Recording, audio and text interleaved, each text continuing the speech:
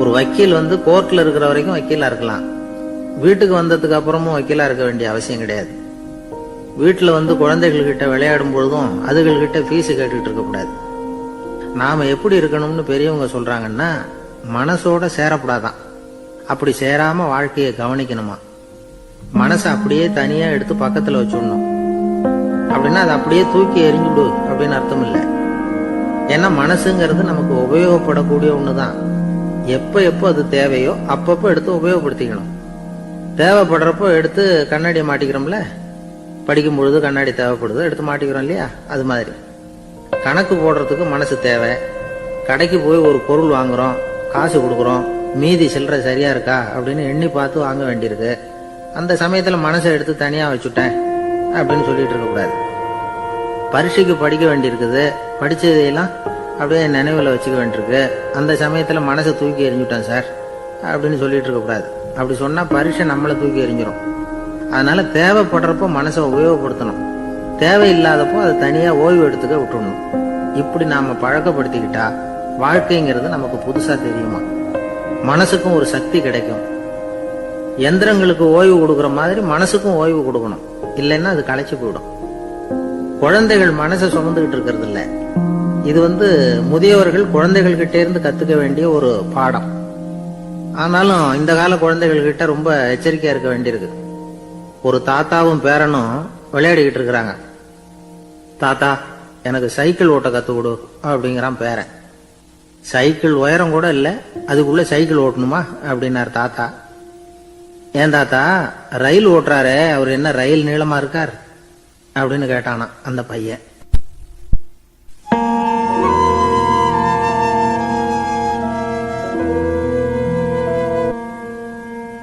ஒரு நல்ல நகைச்சுவை எப்படி இருக்கணும், இதுக்கு ஒவ்வொருத்தர் ஒவ்வொரு மாதிரியான விளக்கத்தை கொடுத்திருக்கிறாங்க. ஆனா கலைவாணர் NS கிருஷ்ணன் கொடுக்கிற விளக்கம் என்ன தெரியுமா? நகைச்சுவைங்கிறது அடுத்தவங்களுக்கு துன்பம் கொடுக்காம இருக்கணும், அடுத்தவங்க மனசை புண்படுத்தக்கூடாது, அதுதான் சிறந்த நகைச்சுவை அப்படிங்கிறார். அதுக்கு அவர் உதாரணமும் கொடுக்கிறார். ஒரு ஏரி ஓரமா 2 பசங்க நடந்து போயிட்டு இருக்கிறாங்க. அதுல ஒருத்தன் பணக்கார வீட்டு பையன், இன்னொருத்தன் ஏழை. இவங்க 2 பேரும் போயிட்டு இருக்கிறாங்க. வழியில ஒரு இடத்துல ஒரு ஜோடி செருப்பு இவங்க கண்ணுல படுது. ஒரு விவசாயி அந்த செருப்பை அங்க விட்டுட்டு பக்கத்துல இருந்த ஏரியில கை கால கழுவிட்டு இருக்கிறார். உடனே அந்த பணக்கார பையனுக்கு ஒரு ஐடியா. அவன் சொன்னானா, டேய், இப்போ ஒரு வேடிக்கை செய்யலாம். அந்த செருப்பு 2ஐயும் தூக்கி எட்டத்துல வீசி எரிஞ்சிருவோம். அந்த ஆள் பார்த்துட்டு செருப்பை தேடி அல்லாடுவான், அங்கேயும் இங்கேயும் ஓடுவான், திருன்னு முழிப்பான். அதை பார்த்து நாம ரசிக்கலாம், நல்ல தமாஷா இருக்கும் அப்படின்னு இருக்கான். இப்படி சொல்லிவிட்டு அந்த செருப்புகளை தூக்கத்துக்கு போனானா. கொஞ்சம் பொறு அப்படின்னானா அந்த ஏழை பையன். ஏன்னு கேட்டிருக்கான் அவன். இப்போ அந்த ஏழை பையன் சொன்னானா, நீ சொல்றது ஒன்றும் வேடிக்கை கிடையாது. உன்னோட செருப்பு தொலைஞ்சா உன் அப்பா உடனே உனக்கு வேற செருப்பு வாங்கி கொடுத்துருவார். ஆனா அந்த ஆளுக்கு இந்த செருப்பு தொலைஞ்சதுன்னா வேற புதுசா வாங்கறதுக்கு வாயையும் வயத்தையும் கட்டி பணத்தை சேர்க்க வேண்டியிருக்கும். அதனால நான் ஒரு வேடிக்கை சொல்றேன், அது மாதிரி செய், அது இன்னமும் தமாஷா இருக்கும் அப்படின்னானா. எப்படி அது சொல்லுன்னு இருக்கான் அவன். செருப்பு 2ம் அது இருக்கிற இடத்துலயே இருக்கட்டும். உன் சட்டை பையிலிருந்து ஒரே ஒரு ₹1 நாணயத்தை எடு. அதை அந்த செருப்பு மேல அதோட குதிகால் பகுதியில வச்சுட்டு நாம 2 பேரும் அந்த மரத்துக்கு பின்னாடி ஓடி போய் மறைஞ்சு நின்னுக்குவோம். அப்புறம் பாரு வேடிக்கை அப்படின்னா. அதே மாதிரி ₹1 காசு செருப்பு மேல வச்சுட்டு இவங்க 2 பேரும் மறைஞ்சு நின்னுக்கிட்டாங்க. கொஞ்ச நேரத்துல அந்த விவசாயி வந்தார். காலில் உள்ள மண்ணை தட்டிவிட்டு செருப்பை மாட்டுறதுக்காக போனார். அங்கிருந்த காசு கண்ணுல போட்டுட்டுது. அவருக்கு ஆச்சரியமா போச்சு. அதை கையில எடுத்து பாக்குறார். 4 பக்கமும் திரும்பி திரும்பி பாக்குறார், யார் இதை வச்சிருப்பான்னு. கடைசியில ஆகாயத்தை பாக்குறார். ஆண்டவா, இது உன்னோட கருணை தான். நீதான் யாரோ புண்ணியவான் மனசுல தர்மம் பண்ற எண்ணத்தை உண்டாக்கி இருக்கிற. அந்த புண்ணியவான் நல்லா இருக்கணும் அப்படின்னு வாழ்த்தி அந்த காசை கண்ணுல ஒத்திக்கிட்டாராம். மறைஞ்சிருந்து பார்த்துக்கிட்டு இருந்த ஏழை பையன் இப்படி சொன்னான், பாத்தியா, உன்னை புண்ணியவான்னு வாழ்த்திக்கிட்டு போறார் அந்த ஆள். அவருக்கும் சந்தோஷம், அதை பார்த்து நமக்கும் சந்தோஷம். உனக்கு ₹1 ஒரு பெரிய விஷயம் இல்லை, ஆனா அதனால நமக்கு கிடைச்சிருக்கிற மகிழ்ச்சி ரொம்ப உயர்வானது அப்படின்னு நானா. வேடிக்கையும் கிண்டலும் இது மாதிரி அடுத்தவங்களுக்கு இடைஞ்சலா இல்லாம இருக்கணும் அப்படிங்கிறார் கலைவாணர். ஆனா பாருங்க, அவருக்கே இடைஞ்சலா வர்ற விஷயங்களை கூட அவர் வேடிக்கையா தான் எடுத்துக்கிட்டாராம். ஒரு தடவை ஒருத்தர் கலைவாணர்கிட்ட வந்து, ஐயா என் குழந்தை செத்து போச்சு அப்படின்னு சொல்லி அழுதாராம். உடனே இவர் அவருக்கு 100 ரூபாய் பணத்தை கொடுத்து, இந்தாங்க அடக்கம் செய்யுங்க அப்படின்னு சொல்லி அனுப்பி வச்சாராம். ஒரு வருஷம் கழிச்சு மறுபடியும் அதே ஆள் வந்திருக்கார். இவர் மறந்துருப்பாருங்கிற நினைப்புல, அண்ணே என் குழந்தை இறந்து போச்சுண்ணே அப்படின்னாராம். இவர் மறுபடியும் 100 ரூபாய் கொடுத்து ஆறுதல் சொல்லி அனுப்பி வச்சாராம். 7-8 மாசம் கழிச்சு மறுபடியும் அதே ஆள் வந்திருக்கார்.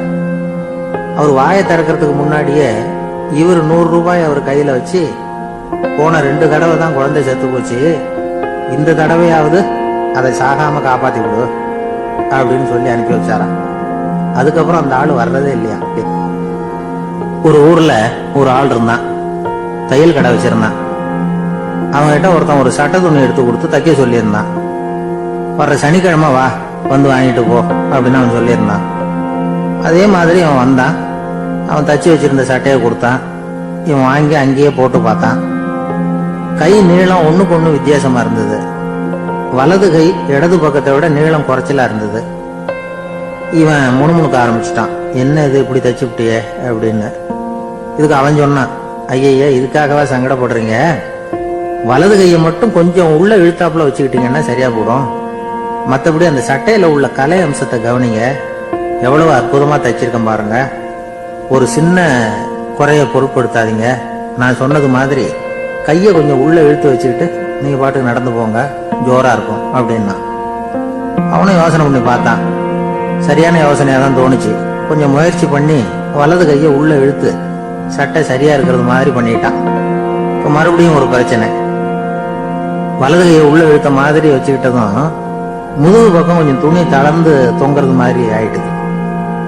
என்ன இது முதுகு பக்கம் துணி குவிஞ்சுட்டுத, அப்படியே தொங்குறது மாதிரி இருக்க அப்படின்னு அவன் மறுபடியும் ஆரம்பிச்சான். ஐயா இதுக்காகவா கவலைப்படுறீங்க, உடம்பு அதுக்கு தகுந்த மாதிரி கொஞ்சம் வளைச்சுக்கிட்டா போச்சு. இதுக்காக அந்த அழகான தையலை பிரிச்சு அதுல உள்ள கலை அம்சத்தை கெடுக்கிறதுக்கு என் மனசு இடம் கொடுக்கல.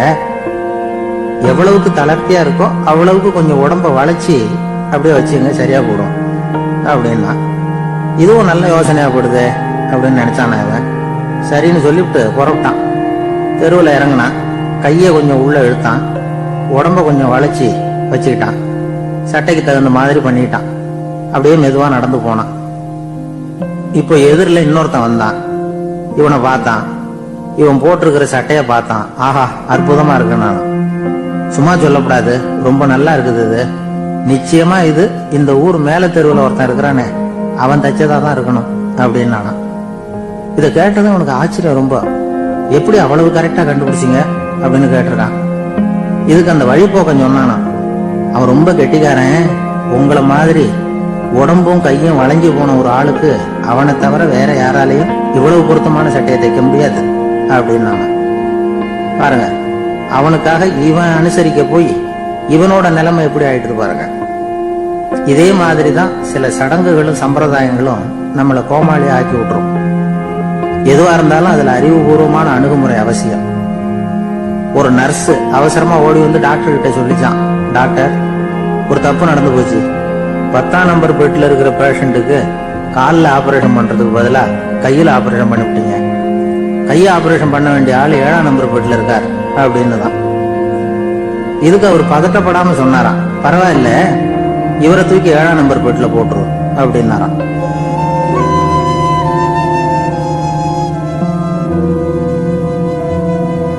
ஒரு ஆள் இருந்தார். அவரு தன்னை ஒரு குருன்னு சொல்லிக்கிட்டார். மௌன குரு, வாயை திறக்கிறது இல்ல.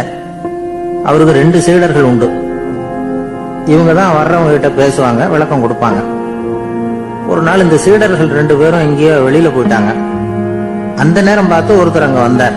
குரு கிட்ட போனார். குருவே, புத்தர்னா என்ன அப்படின்னு கேட்டார். குருவுக்கு ஒன்னும் புரியல. அவர் உண்மையான குருவா இருந்தாவில புரியும். திருன்னு முழிக்க ஆரம்பிச்சார். இந்த நேரம் பார்த்து இந்த சீடர்களும் எங்கேயோ போயிட்டாங்களே, என்ன பண்றது, உதவிக்கு யாராவது கிடைக்க மாட்டாங்களா அப்படின்னு அப்படி சுற்றுமுற்றும் பார்த்தார். வந்தவர் இதை கவனிச்சார். ஏதோ புரிஞ்சுக்கிட்டவர் மாதிரி அடுத்த கேள்வியை கேட்டார். தர்மம்னா என்ன சுவாமி அப்படின்னார். குருவுக்கு ரொம்ப சங்கடமா போச்சு. நம்ம நிலைமை இப்படி ஆயிட்டுதே, இக்கட்டில் விட்டுட்டு போயிட்டாங்களே, எங்கேயோ இப்படி மாட்டிக்கிட்டோமே, அப்படின்னு சொல்லி விட்டத்தை பார்த்தாராம். அப்புறம் குனிஞ்சு தரைய பார்த்தார். அப்படியே உட்காந்துட்டார். வந்தவர் உடனே அடுத்த கேள்விக்கு போயிட்டாராம். தியானம்னா என்ன சுவாமின்னாராம். பாவம் என்ன பண்ணுவார் அந்த குரு, பேசாம கண்ணை கெட்டியா மூடிக்கிட்டார். இது ஏதடா வம்பா போச்சுன்னு. இவர் இப்படி பண்ணா கூட வந்தவர் சளைக்கல. இன்னொரு கேள்வியும் கேட்டார். ஆசீர்வாதம்னா என்னன்னாராம். இவர் பார்த்தார். இப்படியே போனா இவர் கேள்வி கேட்கறத நிறுத்த மாட்டார்னு நினைச்சுக்கிட்டு எனக்கு ஒண்ணுமே தெரியாதுங்கிற பாவனையில 2 கையையும் விரிச்சு காட்டினாராம். வந்தவர் முகத்துல மகிழ்ச்சி, மன நிறைவு, ஏதோ எல்லாம் புரிஞ்சுக்கிட்ட ஒரு மாதிரி அங்கிருந்து புறப்பட்டு போனார். வழியில அந்த குருவோட சீடர்கள் 2 பேரையும் சந்திச்சார். உங்க குருவை நாங்க பார்த்துட்டு வரோம் அப்படின்னாராம். இவரு என்ன நடந்ததுன்னு கேட்டிருக்காங்க அவங்க. இவர் விவரமா சொன்னாராம். உங்க குரு எப்பேற்பட்ட ஞானி தெரியுமா? புத்தர்னா என்னன்னு கேட்டேன். அதுக்கு அவர் அப்படியும் இப்படியும் பார்த்தார். அதுக்கு என்ன அர்த்தம் தெரியுமா? மக்கள் புத்தரை அங்கேயும் இங்கேயும் தேடுறாங்க, உண்மையில அவர் அங்கேயும் இங்கேயும் தேடி கண்டுபிடிக்க முடியாது அப்படிங்கறத அவர் செய்கை மூலமா உணர்த்தினார். அதுக்கப்புறம் தர்மம்னா என்னன்னு கேட்டேன். ஒரு மேலையும் கீழையும் பார்த்து தர்மம் சமமானது, அதுல உயர்வு தாழ்வு இல்லை அப்படிங்கறத உணர்த்தினார். அதுக்கப்புறம் தியானம்னா என்னன்னு கேட்டேன். கண்ணை மூடிக்கிட்டார். கண்ணை மூடி காணும் அற்புதம் அதுங்கிறத புரிஞ்சுக்கிட்டேன். கடைசியா ஆசீர்வதிக்கப்படுறது பத்தி கேட்டேன். கைகளை நீட்டி உதவுறது தான் அது அப்படிங்கறத 2 கையையும் விரிச்சு உணர்த்தினார். எவ்வளவு பெரிய மகான் அவரு அப்படின்னு சொல்லிவிட்டு அவர் பாட்டுக்கு போயிட்டார். சீடர்கள் அதுக்கப்புறம் மெதுவா குரு கிட்ட வந்து சேர்ந்தாங்களாம். அவங்கள பார்த்ததும் குருவுக்கு கோபம் வந்துட்டுது. அடே பாவிகளா, எங்கடா போய் தொலைஞ்சிங்க? நான் ஒரு ஆளுகிட்ட மாட்டிக்கிட்டு என்ன பாடுபட்டிருக்கேன் தெரியுமா அப்படின்னாராம். இது மாதிரிதான் நாம சாதாரண மனிதர்களின் புற வேடங்கள்ல மயங்கி போயிடுறோம். அவங்க பேச்சு, செய்கை, பார்வை, இதுல எல்லாம் ஏதோ பெரிய தத்துவம் இருக்கிறதாக நினைச்சுக்கிறோம். உண்மையிலேயே அந்த தத்துவங்கள் யாருக்கு சொந்தம்? அவங்களுக்கு இல்ல, நமக்கு தான் சொந்தம். நாம தானே அதை கற்பிச்சுக்கிட்டோம். நம்மை நாம அடையாளம் கண்டுக்கிறது இல்ல, நாம யாருங்கிறது நமக்கு புரியறது இல்ல. அதுதான் இன்னைக்கு நடக்கிறது. அதனாலதான் அடுத்தவங்களை தேடி ஓடிட்டு இருக்கிறோம். சில வீடுகளில் கூட இது மாதிரி சைகைகள் உண்டு. சில குடும்ப தலைவர்கள் தினமும் காலையில கண்ணை கெட்டியா மூடிக்கிட்டு கை 2யும் சுத்தமா விரிச்சு வச்சுட்டு உட்காந்து தியானம் பண்றது வழக்கம். எதுக்காக அப்படி பண்றீங்கன்னு ஒருத்தரை பார்த்து கேட்டேன். இந்த மாசம் வாங்கின சம்பளம் பூரா தீர்ந்து போச்சு, இனிமே என் கையில சுத்தமா ஒண்ணும் இல்லை, புதுசா எதுவும் செலவு வச்சுடாத அப்படிங்கறத அப்படி உள்ளங்கை 2யும் விரிச்சு காட்டி அவங்களுக்கு உணர்த்தினேன், அவ்வளவுதான் அப்படின்னார்.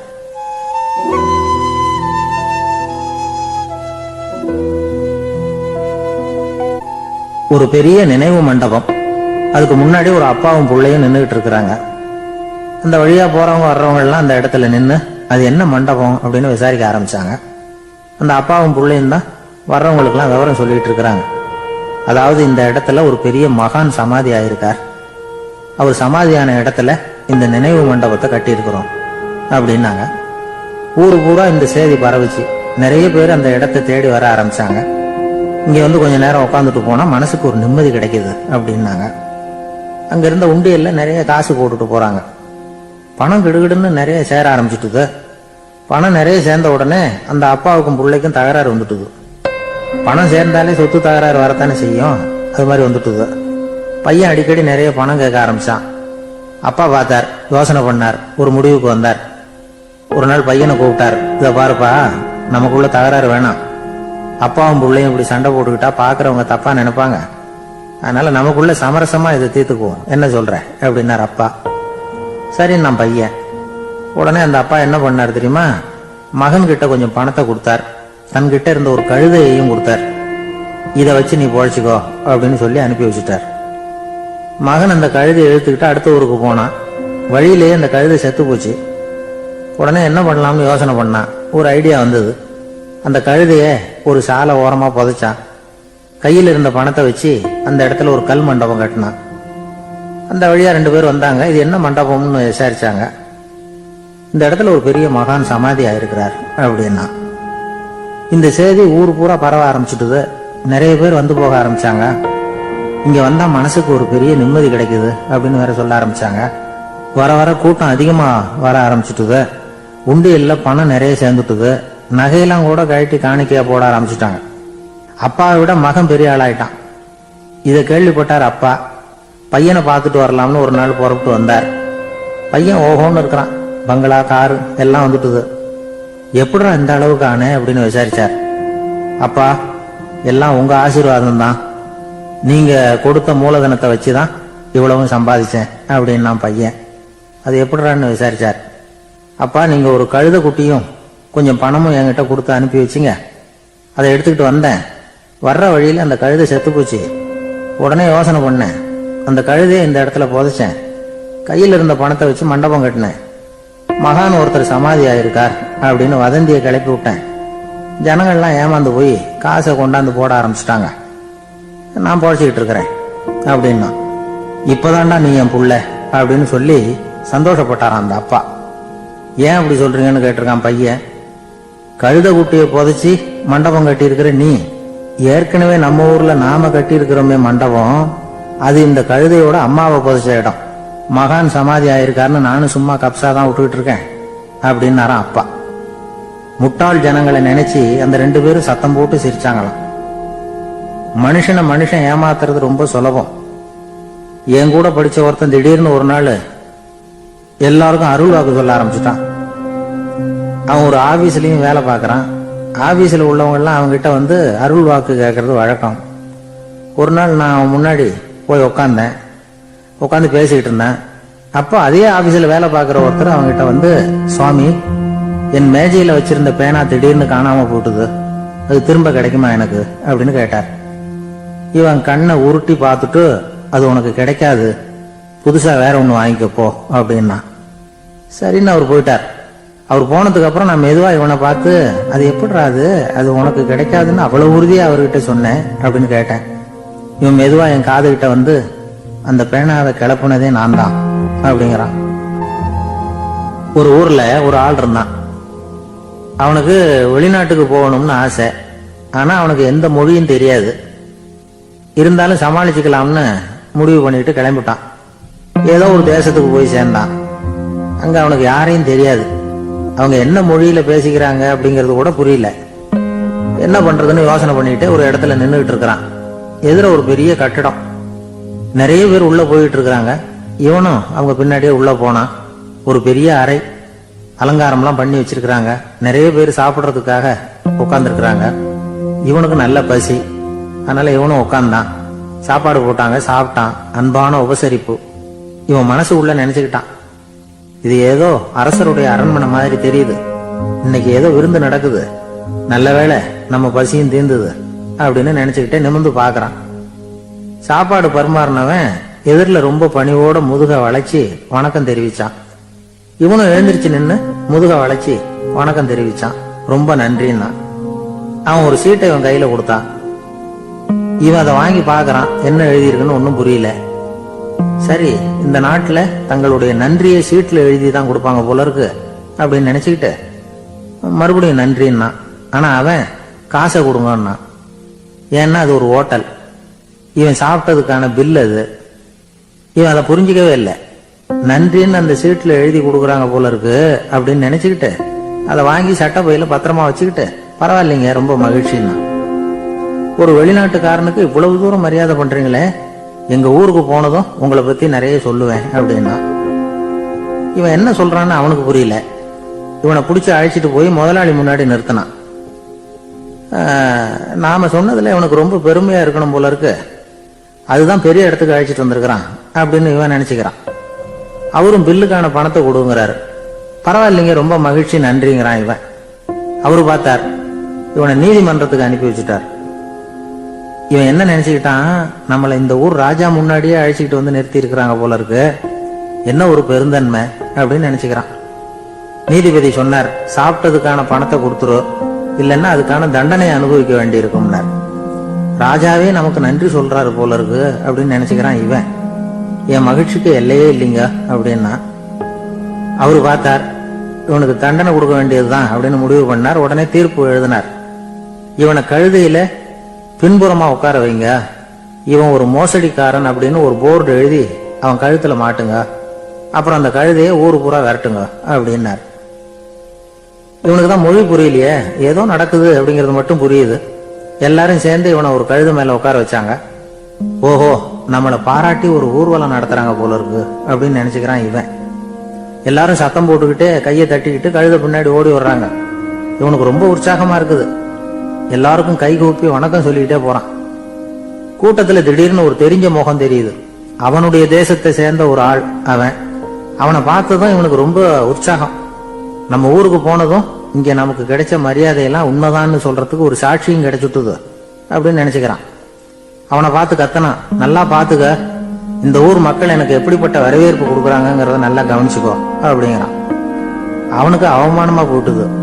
தலையை குனிஞ்சுக்கிட்டே நழுவி போயிட்டான். இவன் பார்த்தான், அவன் தலை தெரியல. ஆகா, அவனுக்கு நம்ம மேல பொறாம போல இருக்கு, அதனாலதான் காணாம போயிட்டான் அப்படின்னு நினைச்சுக்கிறான். இப்படி ஒரு வேடிக்கை கதையை பெரியவங்க சொல்றது உண்டு. கதை வேடிக்கையா இருந்தாலும் இதுல உள்ள கருத்து என்ன தெரியுமா? அந்த கழுத மேல உட்கார்ந்து இருக்கிறானே, அது மாதிரிதான் நாமளும் அகங்காரம்ங்கிற கழுத மேல உட்கார்ந்துகிட்டு இருக்கோமா. நாமளும் கிட்டத்தட்ட அதே மாதிரி பிரம்மையில தான் இருக்கிறோமா. என்ன நடக்குதுங்கிறதே புரியறது இல்லை. அகங்காரத்துல பேசுறவனுக்கும் சித்த சுவாதீனம் இல்லாம பேசுறவனுக்கும் அதிக வித்தியாசம் இருக்கிறது இல்லை. அது மாதிரி ஒருத்தன் தன்னுடைய வீட்டை சுத்தி சேற்ற வாரி அரைச்சிக்கிட்டு இருந்தானா. அந்த வழியா வந்த ஒரு பெரியவர் அதை பார்த்திருக்கார். என்னப்பா பண்ணிட்டு இருக்கிற அப்படின்னு கேட்டாராம். கழுதைகளை விரட்டிக்கிட்டு இருக்கிறேன் அப்படின்னானா. இங்க கழுதைகளே காணுமே அப்படின்னாராம் அவரு. அதுதான் ஏற்கனவே விரட்டி விட்டனே அப்படின்னானா இவன்.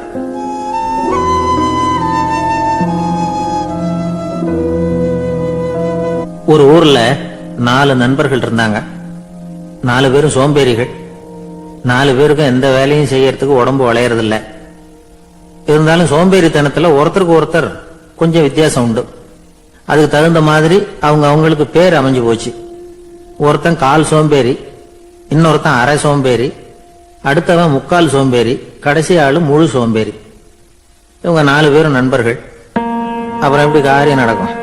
4 பேரும் ஒரு வீதியில அப்படியே நடந்து போயிட்டு இருக்கிறாங்க. நல்ல பசி.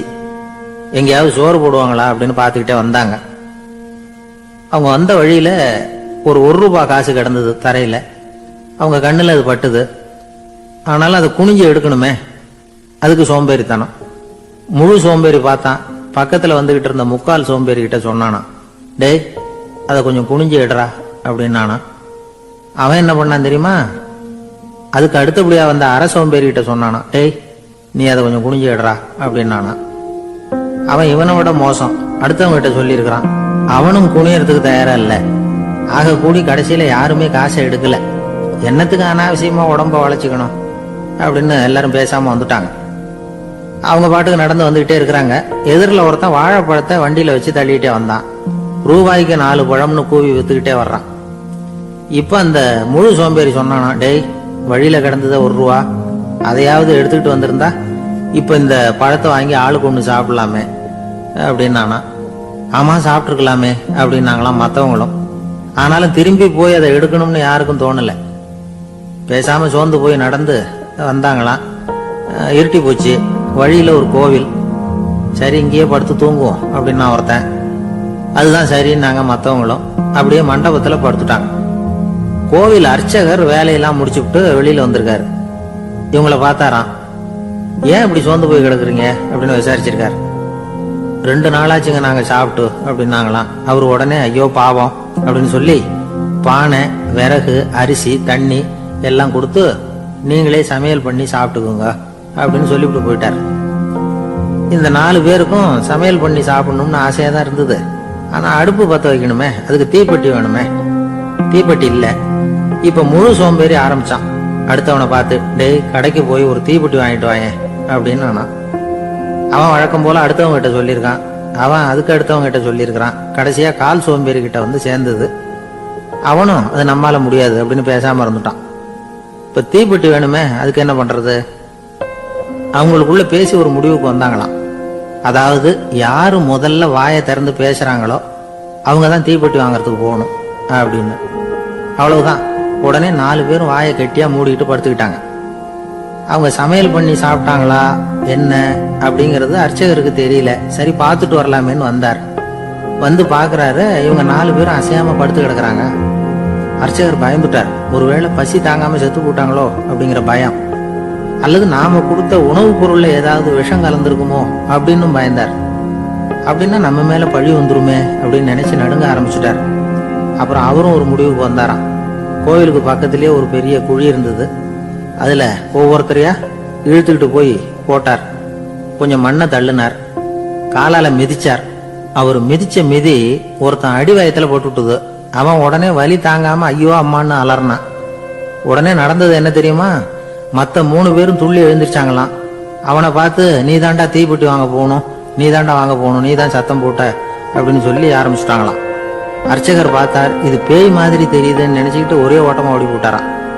கிராமப்புறங்கள்ல இப்படி ஒரு கதையை சொல்றது உண்டு. சோம்பல்ங்கிறது நம்ம முன்னேற்றத்துக்கு பெரிய தடை அப்படிங்கிறத நாம புரிஞ்சுக்கணும். அதுதான் இந்த கதை சொல்ற நீதி. ஒரு பள்ளிக்கூடத்துல ஒரு புதுமையான போட்டி நடந்துதான். அதாவது சோம்பேறித்தனத்துக்கு பரிசு. அதுல 2வது பரிசு யாருக்குன்னு அறிவிச்சாங்க. ஒரு பையன் எழுந்திருச்சு மெதுவா நடந்து போய் பரிசு வாங்கிட்டான். அடுத்தது முதல் பரிசு யாருக்கு அப்படின்னு அறிவிச்சாங்களாம். அவன் கடைசி வரிசையில இருந்து கத்தனானா, ஐயா அதையும் அந்த பையன் மூலமாவே கொடுத்து அனுப்பி வச்சிருங்க, இங்க வந்தது நான் வாங்கிக்கிறேன் அப்படின்னு நானா.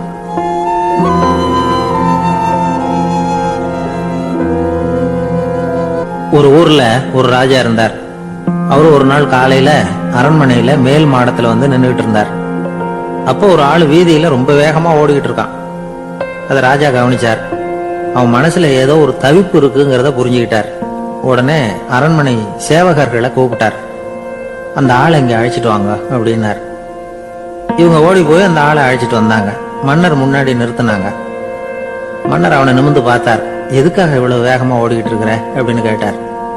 இதுக்கு அவன் சொன்னா, மன்னா, நம்ம கோட்டையின் வடக்கு வாசல் இருக்கு இல்லையா, அது ஓரமா ஒரு பெரிய பாறாங்கல் கிடக்கு. அதுக்கு அடியில நான் ஒரே ஒரு வெள்ளி நாணயத்தை புதைச்சு வச்சிருக்கேன். அது இப்போ எனக்கு தேவைப்படுது. என்னுடைய மனைவிக்கு ஒரு பரிசு வாங்கி கொடுக்க வேண்டியிருக்கு. அதுக்காக தான் அவசரமா ஓடிட்டு இருக்கிறேன் அப்படின்னா. மன்னர் யோசனை பண்ணார். அப்புறம் சொன்னார், அதுக்காகவா இப்படி ஓடுற? பரவாயில்ல, அதை பத்தி கவலைப்படாத. நான் உனக்கு 10 வெள்ளி காசுகள் தர்றேன், வாங்கிட்டு திரும்பி போ அப்படின்னார். இவன் தலையை சொரிஞ்சான். மன்னா, நீங்க கொடுக்கறத ரொம்பவும் மகிழ்ச்சியோட வாங்கிக்கிறேன். இருந்தாலும் அதுக்கப்புறம் அந்த வடக்கு வாசலுக்கு போய் அங்க இருக்கிற ஒரு நாணயத்தையும் எடுத்துக்கிட்டு போயிடுறேனே அப்படின்னாங்க. இத வரப்பா, அந்த ஒரு நாணயத்தை மறந்துடும், உனக்கு 100 வெள்ளி நாணயங்கள் தரேன் இருக்காரு. மன்னா, ரொம்ப மகிழ்ச்சி. உங்க மாதிரி தாராள குணம் வேற யாருக்கும் வராது. நீங்க கொடுக்கற 100 நாணயங்களையும் வாங்கிக்கிறேன். இருந்தாலும் வடக்கு வாசலுக்கு போய் அதையும் எடுத்துக்கிட்டா 101 ஆயிடுமே அப்படின்னானா. இத பார்ப்பா, அந்த ஒரு நாணயத்தை மறந்துரு, அது எக்கேடாவது கெட்டு போட்டோம். நான் உனக்கு 100 பொற்காசுகள் தரேன், அதையாவது வாங்கிட்டு வந்த வழியிலேயே திரும்பி போடுன்னாராம். தங்க நாணயங்களே தரேன்னு சொல்றீங்க, தாராளமா வாங்கிக்கிறேன். இருந்தாலும் வடக்கு வாசலுக்கு போய் அப்படின்னு மறுபடியும் ஆரம்பிச்சான். அரசர் வந்து பொறுமை இழந்துட்டார். கடைசியா ஒரு முடிவுக்கு வந்துட்டார். இத பாருப்பா, உனக்கு என்னுடைய ராஜ்யத்திலேயே பாதியை கொடுத்துடுறேன், அப்படியாவது திருப்தியா திரும்பி போ அப்படின்னாராம். மன்னா, உங்களுடைய பெருந்தன்மைக்கு ஈடு இணையே கிடையாது. தேசத்திலேயே பாதி பிரிச்சு கொடுக்குறேன்னு சொல்றீங்க, அதனால உங்ககிட்ட ஒரு சின்ன வேண்டுகோள் அப்படின்னானா. சொல்லுன்னாராம் மன்னர் ஆர்வமா. இவன் மெதுவா ஆரம்பிச்சான். அப்படி இந்த ராஜ்யத்தை 2ஆ பிரிக்கிறப்போ அந்த வடக்கு வாசல் இருக்கிற பக்கத்தை என்கிட்டயே கொடுத்துருங்க அப்படின்னானா. மன்னர் அசந்து போயிட்டார். இந்த கதை எதுக்காகன்னு கேட்டா, மனம்ங்கிறது ஒரு குரங்குங்கிறத புரிஞ்சுக்கிறதுக்காகத்தான். உன்னை புடிச்சுக்கிட்டா லேசில விடாது. அப்படிப்பட்ட மனச அறிவு தான் வழி நடத்தணும். அதுலதான் வாழ்க்கையின் வெற்றி அடங்கி இருக்குது. ஒரு சின்ன பையன் தெருவில் அழுதுகிட்டு இருந்தான். ஏன்பா அழுவுறேன்னு ஒரு பெரியவர் கேட்டார். 1 ரூபா காசை எங்க தொலைச்சுட்டேன் அப்படின்னா. சரி, அதுக்காக அழாத, அதுக்கு பதிலாக 10 ரூபா தரேன், இந்தா வச்சுக்கோன்னு கொடுத்தாரு. இந்த 10 ரூபாய வாங்கி சட்டப்பையில போட்டுக்கிட்டு அதை விட அதிகமா சத்தம் போட்டு அழ ஆரம்பிச்சுட்டான். மறுபடியும் ஏன்டா அழறேன்னு கேட்டார் பெரியவர். அந்த 1 ரூபாயும் கிடைச்சிட்டுதுன்னா இப்ப என்கிட்ட 11 ரூபா இருக்குமே, இப்ப 10 ரூபா தானே இருக்கு அப்படின்னு சொல்லிவிட்டு அழறான். என்னுடைய நண்பர் ஒருத்தர், அவருக்கு ஜாதகத்துல நம்பிக்கை உண்டு. அவரே ஜோசியம்லாம் பார்ப்பார். என்ன சார் இந்த காலத்துல இதெல்லாம் நம்பிக்கிட்டு இருக்கீங்களே அப்படின்னு கேட்டா, உங்களுக்கு ஒன்றும் தெரியாது சார். இந்த உலகத்துல ஒவ்வொருத்தரும் அவங்கவங்க செய்யற நல்லது கெட்டதுக்கு தகுந்த பலனை அனுபவிச்சே தீரணும் பார். அது மட்டும் இல்ல, ஒருத்தர் செத்துட்டா கூட அவன் செஞ்ச பாவ புண்ணியங்கள் கூடவே போய்கிட்டு இருக்கும் பார். அது எப்படி கூட போவோம் அப்படின்னு குதர்க்கமா கேட்டா, அதுக்கு அவர் ஒரு கதை சொன்னார். அது ரொம்ப சுவாரஸ்யமா இருந்தது. அது என்ன கதைன்னா, ஒரு ஊர்ல ஒருத்தர் இருந்தாராம். அவர் ஜோசியம் பாக்குறதுல ரொம்ப கெட்டிக்காரரான். ஒருத்தருடைய தலைமுடியை மட்டும் அவர்கிட்ட காட்டினா போதும், அதை மட்டும் பார்த்துட்டு அவருடைய ஜாதகத்தையே அலசி விடுவாராம். அப்பேற்பட்ட திறமை. அந்த ஆள் ஒரு சமயம் கன்னியாகுமரி கடற்கரைக்கு போயிருந்திருக்கார். அங்க கரை ஓரமா ஒரு மண்டை ஓடு கிடந்திருக்கு. அதை எடுத்து பார்த்திருக்கார். அந்த மண்டை ஓட்டை வச்சுக்கிட்டே அதோட ஜாதகத்தை அலசியிருக்கார். இந்த மண்டை ஓட்டுக்கு உரிய ஆசாமி வாழ்க்கையில ரொம்ப கஷ்டப்பட்டிருக்கணும், நிறைய கஷ்டத்தை அனுபவிச்சிருக்கணும். அது தாங்க முடியாம தான் கடல்ல விழுந்து தற்கொலை பண்ணிட்டு இருக்கான் அப்படிங்கறத அவரு கணிச்சுட்டார்.